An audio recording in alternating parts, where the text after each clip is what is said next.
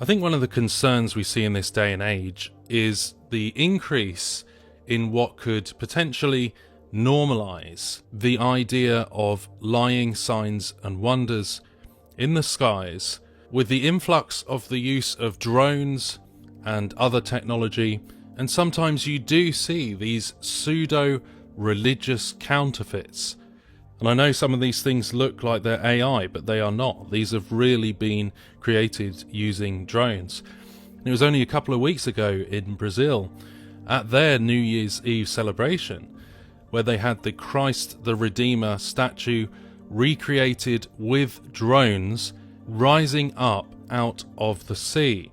And that caused some Christian discernment sites online to warn about how deceptive these lying signs and wonders could be when it creates a pseudo-religious counterfeit that draws people in and makes them in awe of this figure coming out of the sea, which, by the way, as they mention, there's a big difference between the true return of the biblical Christ and what rises out of the sea in the book of Revelation. So it's important for us to know the difference.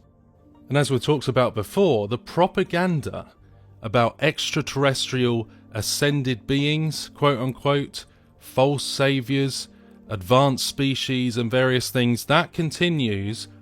I mean, you've even got this film coming out by Steven Spielberg in 2026 called Disclosure Day, which appears to be pushing the same thing.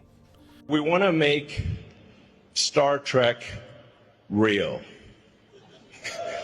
Okay? And we have spaceships going through space, big spaceships, and ultimately going beyond our star system to other star systems where we may meet aliens or discover long-dead alien civilizations. I don't know, but we want to go and we want to see what's happening.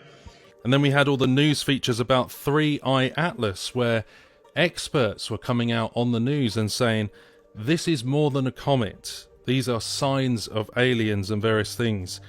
Popular figures in the New Age truth movement have done the same for a very long time, injecting trutherism with these ideas of interdimensional beings coming from a different realm, a different dimension, and essentially the same narrative, this theosophical pagan idea of the next stage above human and the return of these interdimensional beings to save the earth and all of those things. I mean, even if you scan back to the 1930s, you had propaganda like this. On the left there, this is the enemy, a sword going through a Bible. And then on the right hand side, of course, there was all the talk about the regime in Germany at that time being involved in some kind of development of advanced technology and how that kind of ties into the same thing. You see, a popular theme with this is the idea of mixing the esoteric with science, trying to make the occult scientific and kind of bringing those two things together for this Luciferian agenda. And so you see this false New Age Christ being promoted, being mixed with concepts like astrology and the New Age and Gnosticism and even Mithraism, Eastern philosophies. And you see this quote on here by Charles Fillmore, who was part of the New Thought movement. It says, Christ is the true spiritual higher self of every individual. This is complete New Age nonsense. Each of us has within him the Christ, just as Jesus had, and we must look within to recognize and realize our sonship, our divine origin and birth, even as he did. So, you know, they're pushing this false New Age Christ, which is basically part of the Gnostic concept that everyone has that light locked within them, that Sophia locked within humanity in the fight against the so-called demiurge. It's inverted, it's completely upside down, and it's a doctrine of demons. Jesus, of course, warned that in the last days there would come false Christs and false prophets.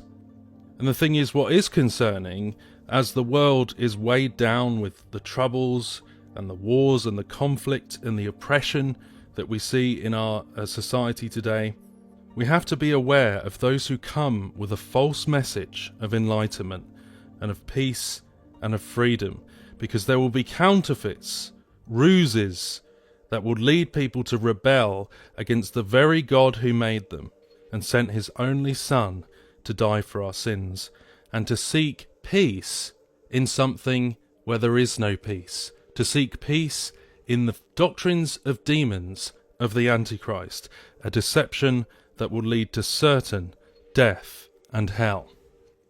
And we have to remember that none of this is above God. None of this is beyond God's control. God is still sovereign in this world. None of this has taken him by surprise. But we do know that because of these things listed in the Bible, the wrath of God will come upon this world. And some of these things may be judgments in themselves, that people are given over to false things because they refuse the truth of the gospel, which is the only way we can be saved from our sin. And I also noticed recently that the Backstreet Boys, I don't know if you remember them, they're doing a live tour and their show is called Into the Millennium. And this live show that they're doing has a lot to do with UFOs, UAPs, extraterrestrial imagery, where the band are kind of beamed down from a giant spaceship and they travel into other realms of space. And look, it kind of reminds me once again of this idea of training people or normalizing the idea of looking up and seeing these counterfeit signs and wonders. Of course, that's got a hint there, at least, of the idea of a counterfeit millennium, a counterfeit millennial reign, which we've also compared before, that there is the true 1,000-year reign of Christ that's talked about in the Bible, and then there's been many counterfeits of that in the past, even back to the 1930s, the idea of a 1,000-year Reich, where this dominant, dictating political figure was looking to create that 1,000-year Reich, and then he also incorporated some of these esoteric theosophical beliefs on top of that. And I'm not saying anyone that performs in these shows necessarily has any idea of what that propaganda is. Sometimes they do, maybe, sometimes they don't. Other times it's people behind the scenes, you just don't know. But that's not the point. We have a show called Into the Millennium, which again, we see that counterfeit idea put into the minds of the people watching these shows. And then they come onto the stage at first and they start singing this: "All you people, can't you see, how your love's affecting our reality? Every time we're down, you can make it right, and that makes you larger than life." So to me, there could be an undertone, at least there, of the idea of the law of attraction, the New Thought movement, the power of thought, empowerment, and apparently the music video had transhumanist or transcendental themes. But yeah, you've got this whole thing here where you've got this appearance of these doctrine of demons put in there, that they're announcing when they come onto the stage the New Thought or law of attraction ideas. Can't you see, all you people, how your love's affecting our reality? Every time we're down, you can make it right, and that makes you larger than life. And that's just very similar in terms of thematically with things that Gnostics say, Theosophists say, New Age teachers, Eckhart Tolle, David Icke and others. This new thought being injected and linked to the idea of extraterrestrial, like ascended masters, presenting humanity with these doctrines of demons. And that's just something I picked up on it. These videos aren't prophetic. I can't predict the future. All I know is that the Bible is true. We're not making authoritative statements here, but I just want to show you the kind of spiritual propaganda, we call it, that is being pushed on people during this time.